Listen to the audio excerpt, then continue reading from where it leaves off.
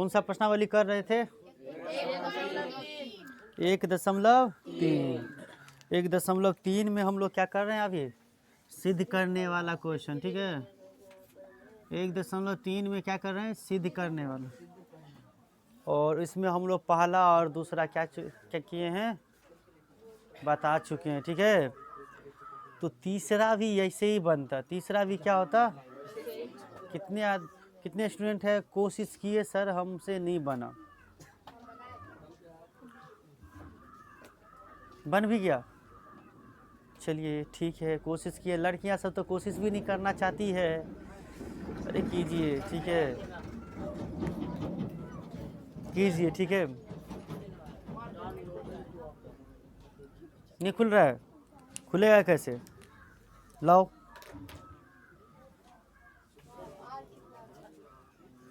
खोलना है दूसरे चलो ध्यान देंगे, ध्यान देंगे। तीसरा नंबर क्वेश्चन क्या है बताइए?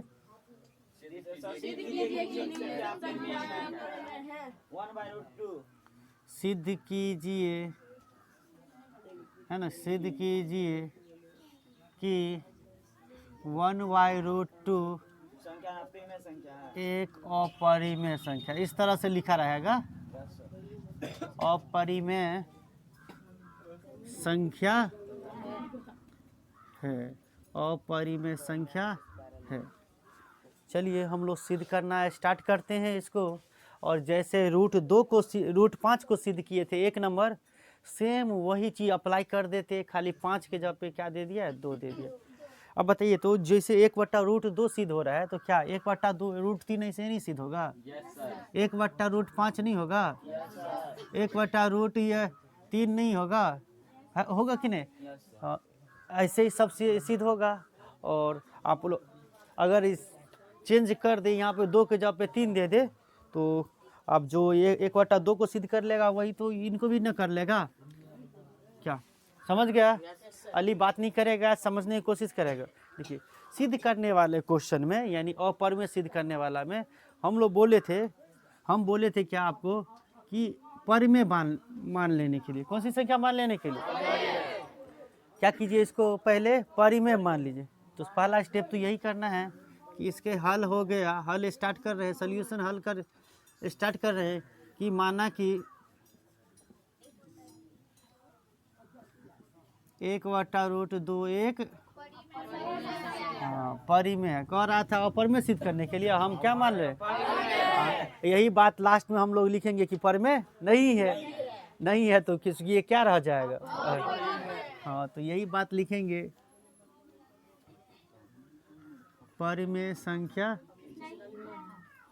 है। समझ गए? माना कि 1/√2 एक परिमेय संख्या है। तो परिमेय संख्या का परिभाषा होता है कि परिमेय संख्या P/Q के रूप में लिखा जाता है। तो निश्चित है कि 1/√2 को भी हम P/Q के रूप में लिख सकते हैं। तो ये क्या हो जाएगा? P/Q के बराबर हो जाएगा, P/Q के बराबर हो जाएगा। इसको समीकरण हम लोग क्या मान लेंगे? यहाँ तक जैसे √5 को सिद्ध किए थे वैसे ही जा रहा है, सेम जा रहा है। और जहाँ लिखेंगे, जहाँ P तथा Q क्या है? P तथा Q पूर्णांक है। क्या है? इनको हिंदी है, आप याद ही रखिए, इसके कोई शॉर्टकट नहीं है। आपको इतनी बात लिखेंगे तभी 2 नंबर आपको मिलेगा। एवं Q बराबर स्क्वायर, यानी P Q का पूर्णांक में सब कुछ मान संभव है। P का मान 0 भी संभव है, लेकिन Q का मान 0 संभव नहीं है। तो कहिए ना सर, 0 का असल यहाँ पे 0 क्यों नहीं लेते हैं? हम आपको क्या करेंगे, त्रिकोणमिति जब एक चैप्टर पढ़ाएंगे तो वहाँ पे समझाएंगे। देखिए, नीचे में 0 हो जाने से अभी याद रखिए अपरिभाषित हो जाता है, इन्फिनिटिव हो जाता है, इसका कोई मान नहीं रह पाता है, ठीक है। अपरिभाषित है, अभी तक ये डिफाइंड किया हुआ नहीं है, नॉट डिफाइंड है। तो आप डिफाइन करके बता सकते हैं इसका वैल्यू कितना होगा। कोई संख्या ऊपर में 5 है, इसके नीचे में अगर 0 है तो इसका वैल्यू कितना होगा? नहीं, नॉट डिफाइंड, नॉट डिफाइंड। लेकिन वही ऊपर में संख्या 0 रहता, नीचे में 5 रहता, तो ये डिफाइंड है कि ये 0 ही होगा। इसको डिफाइंड किया गया है, परिभाषित है ये। खैर चलिए, अभी इतना समझिए क्यू का मान 0 संभव नहीं है। चले आगे। इसके बाद देखिए, रूट 5 को जैसे सिद्ध किए थे ना, वैसे ही सिद्ध करना है। और अब इसमें जोड़िए और पी तथा क्यू में, और पी तथा क्यू में एक के अतिरिक्त, है ना, एक के अतिरिक्त कोई और उभयनिष्ठ, है ना, कोई और उभयनिष्ठ हाँ गुणनखंड नहीं है, गुणनखंड नहीं है। ये बात भी इसमें ऐड कर दी कि ये के पी क्यू जो है ना, केवल एक ही से कटता है, ये दूसरी संख्या से नहीं कटता। उभयनिष्ठ मतलब ये इन दोनों का मौसम हमेशा क्या आएगा, एक आएगा। एक आए तो यानी पी और क्यू क्या है, यहाँ 100 अभाज्य, क्या है ये 100 अभाज्य संख्या है। अब जब इतनी लिखने के बाद हम यही 1/√2 बराबर हम जो पी वटा क्यू लिखे हैं, तो पी वटा क्यू ही से संबंधित हम ये बातें लिख दिए। अब आगे कैसे बढ़ेंगे, तो ध्यान देंगे सभी स्टूडेंट्स, आगे ध्यान देंगे कैसे बढ़ेंगे। तो हम समीकरण 1 से चलेंगे। क्या करेंगे,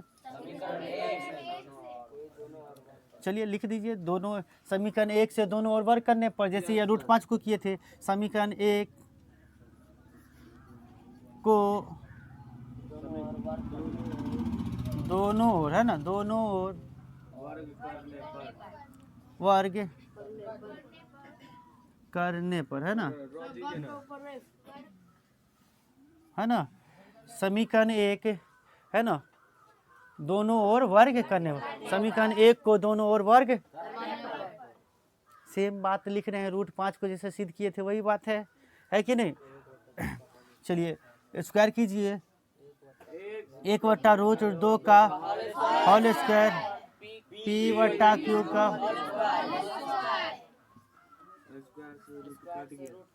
कहाँ स्क्वायर से रूट कट गया, ध्यान देंगे। हाँ, यहाँ पे स्क्वायर से रूट कट जाएगा, कहाँ कट जाएगा।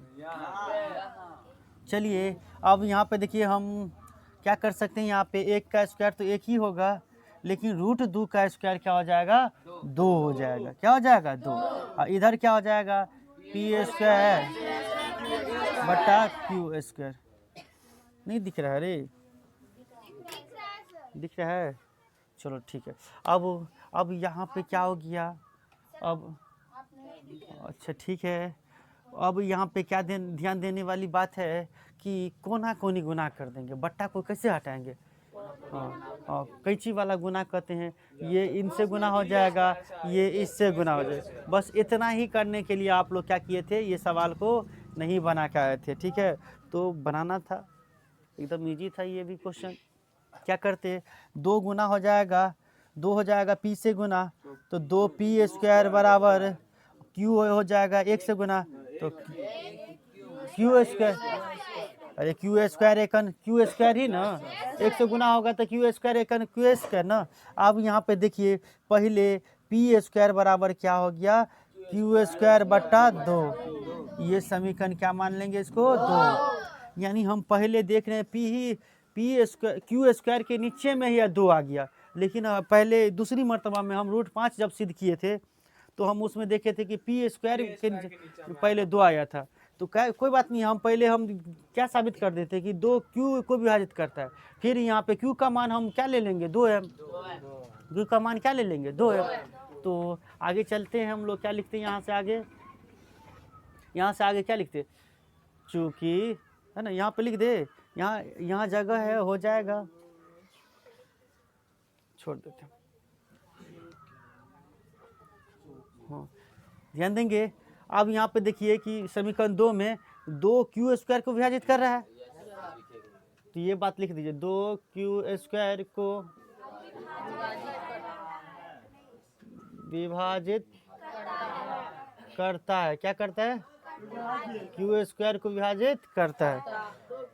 2 क्यू स्क्वायर को विभाजित करता है तो निश्चित है क्यू का स्क्वायर को कर रहा है तो 2 क्या करेगा, 2 क्यू को भी विभाजित करेगा, 2 क्यू को भी विभाजित करेगा। ये निश्चित है बच्चों, आप कोई भी संख्या यहाँ पे रख करके देख सकते हो, करेगा।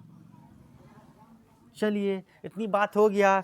अब याद कीजिए समीकरण जब हम 5 को सिद्ध किए होंगे, यहाँ पे P रहा था तो हम P बराबर 2m ले लिए थे नीचा को देख करके। इस बार Q है, Q है तो Q बराबर हम क्या लेंगे 2। तो क्या लिखेंगे, समीकरण 2 में Q बराबर 2m रखने पर, हाँ 2m, कोई कांस्टेंट m मान ली है, कांस्टेंट है ये समझिए, पूर्णांक है, m का कुछ भी मान हो। तो देखिए समीकरण 2 है P स्क्वायर, तो P स्क्वायर बराबर क्या हो जाएगा, P स्क्वायर बराबर हो जाएगा, क्योंकि जब पे 2m लेंगे तो 2m का क्या होल स्क्वायर, और बट्टा में, सभी आदमी समझ रहे हैं कि नहीं। यहाँ तक ये सब तो एकदम बिल्कुल ये कैलकुलेशन समझने में आनी चाहिए। बाकी बीच में जो है संख्या सब है, कुछ याद रखने वाली पॉइंट है तो इनको याद रखनी ही पड़ेगी, इसके लिए कोई शॉर्टकट नहीं है, ठीक है। तो क्या हो जाएगा, P स्क्वायर कितना हो जाएगा बताइए, 4m स्क्वायर बट्टा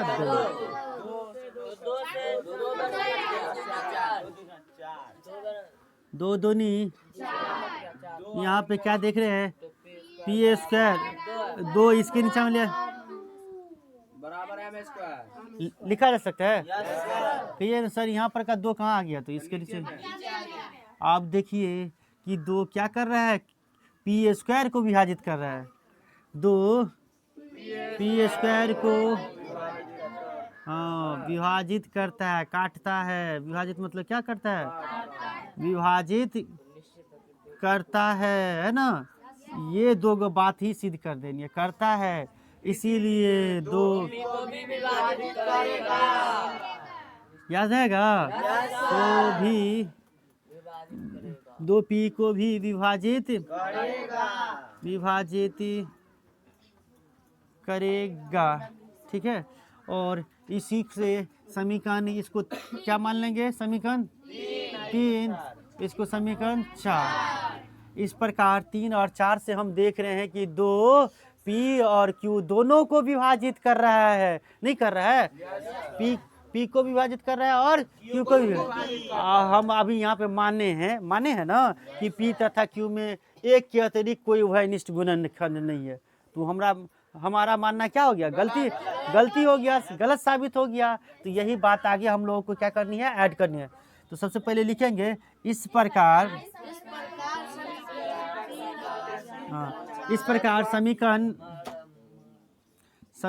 3 तथा 4 से है ना, स्पष्ट है ना, स्पष्ट है या निष्कर्ष निकला, ठीक है, स्पष्ट है कि, है ना, स्पष्ट है कि 2p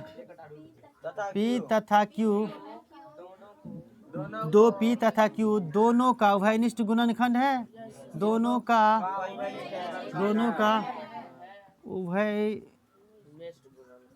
उभयनिष्ठ गुणनखंड है। ये चीज हो गया साबित कि दो क्या है, P और तथा Q दोनों का उभयनिष्ठ गुणनखंड है। तो बताइए हमारा मानना गलती हो गया कि नहीं। इसीलिए हम कह सकते हैं हमारी मान्यता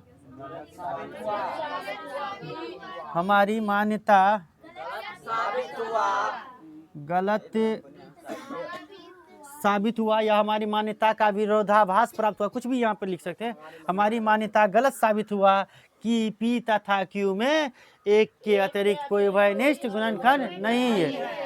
इतना कहने के बाद लिखेंगे तो इसीलिए कहेंगे कि 1/√2 एक परमेय संख्या नहीं है। तो क्या है वो, परमेय नहीं है, तो परमेय, ये बात लिख देंगे, ठीक है। इसीलिए लिख लेंगे ये चीज,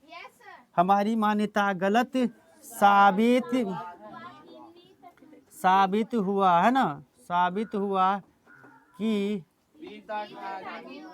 पी तथा क्यू में एक के अतिरिक्त, है ना, अतिरिक्त,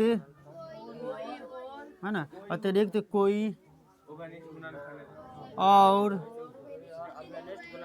उभयनिष्ठ, है ना, उभयनिष्ठ गुणनखंड नहीं है। ये हमारा मानना गलत हो गया, तो इसलिए लिखेंगे तो क्या, इसीलिए हमारा मानना गलत है कि 1/√2 परमेय संख्या है, और तो इसीलिए क्या है, इसीलिए 1/√2 एक और परमेय संख्या। लिख लेंगे सभी स्टूडेंट्स, लिख लेंगे। उम्मीद करते हैं जो भी बच्चे वीडियो देख रहे हैं आप यहाँ पे दो लाइन इसमें ऐड कर लेंगे, या लिख ही देते हैं। वीडियो को पॉज कर दीजिए थोड़ी देर के लिए, लिख ही देते हैं। हटा दिए, चलिए ये दोनों लाइन भी हम लिख ही देते हैं। जब इतना लिख ही दिए हैं तो ये भी काहे छोड़ दिए।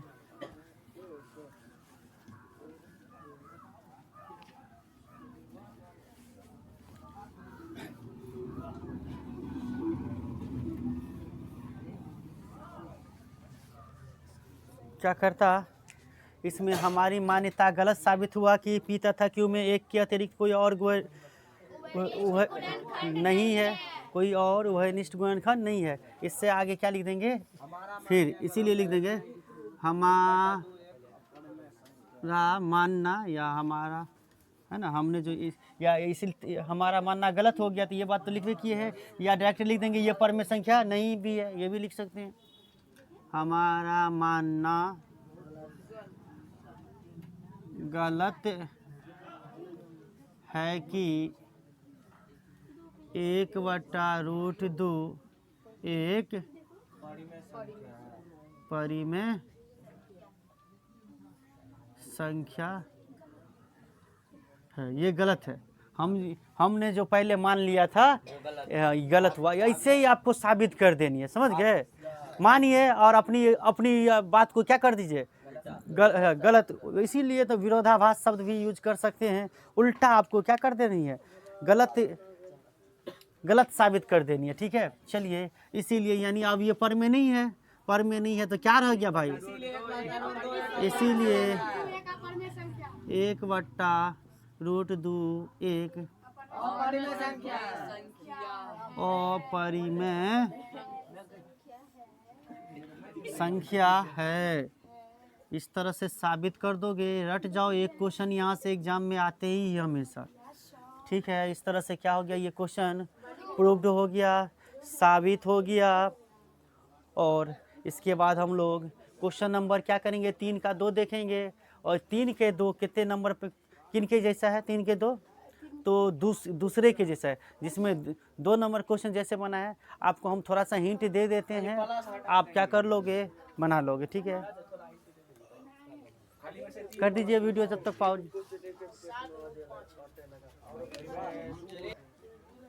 उन कर दिए, चलिए ठीक है। समय तो इजाज़त नहीं दे रहा है, लेकिन फिर भी आप लोग क्या करना, जैसे 2 नंबर क्वेश्चन बनाया हो ना, 3 + √2 5, सेम वैसे ही बनेगा। कौन क्वेश्चन, हाँ 7√5 और परमेय संख्या, सेम ऐसे ही बनेगा। तो क्या करोगे, बना के आओगे? तो तुम बना के आना। खाली क्या किया यहाँ पर से, क्या किया ध्यान दो, मैं समझाने की कोशिश कर रहा हूँ, थोड़ा सा समझो, हिंट दे रहा हूँ, थोड़ा सा समझो। तुम लोग इतना कर लोगे तो एगो क्वेश्चन हम होगा कल बता देंगे, ठीक है। तुम 3 + 2√5 को सिद्ध कर लिया, तो 3 था तो हम क्या किए, इसको इधर लेके गए। बाकी 7√5 जो है, इतना फॉर्मेट तो इन्हीं के जैसा मिल ही रहा है, सेम चीज इतना मिल रहा है। खाली यहाँ पे 3 को इस साइड लेके गए थे तो माइनस में हो गया था, और 3 को नहीं लेके जाएंगे, केवल P/Q रहेगा। और 7 को नीचे में ले आएंगे तो 7 बट्टा में क्या, यहाँ पे केवल एगो चीज हो जाएगा, P/7Q हो जाएगा। जैसे यहाँ पे नहीं हो गया था P/2Q, यहाँ पे P-3Q/2Q हो गया था। बाकी इतना ही केवल बदलाव होगा। इम्पोर्टेंट है कि आप जो बच्चे हमारी बात को समझ रहे हैं वो आराम से सिद्ध कर लेंगे, वो कि हमने 3 + 2√5 को जैसे सिद्ध किया था। इसमें पहले बात तो लिखिएगा, ये माना कि एक परमेय संख्या है और P तथा Q केवल पी तथा क्यू क्या है, पूर्णांक है, एवं क्यू बराबर इक्वल टू नॉट जीरो, इतना ही छोड़ देनी है। अब चलेंगे एक से क्या कीजिएगा आप, एक से या 7√5 बराबर पी बटा क्यू मानेंगे, और एक से आएंगे तो √5 बराबर हो जाएगा क्या, पी बटा 7 नीचे आ जाएगा तो बट्टा में हो जाएगा क्या 7q, केवल इतना ही बदलाव होगा। अब जैसे चूंकि पी तथा क्यू पूर्णांक था तो और ये इसीलिए क्या हो जाएगा, p बट्टा 7q भी क्या हो जाएगा पूर्णांक, और ये परमेय संख्या है, √5 एक अपरमेय संख्या, समीकरण 2 से क्या हो जाएगा, और परमेय संख्या बराबर क्या परिमेय संख्या, और जो असंभव है यह संभव नहीं है, इसीलिए ये क्या है, हमारा मानना गलत हो गया कि ये परमेय संख्या है, इसीलिए यह परमेय संख्या नहीं है तो क्या है परमेय संख्या। बस सेम बात है, उम्मीद करते हैं आप लोग कल बनाएंगे, नहीं बनेगा तो मैं कल आप लोग को बता देंगे। बना लिए, चलिए बहुत अच्छा, एक क्लास और लगेगी तब ये चैप्टर 1.3 पूरी तरह से एंड हो जाएगा। थैंक्स फॉर वॉचिंग, जय हिंद।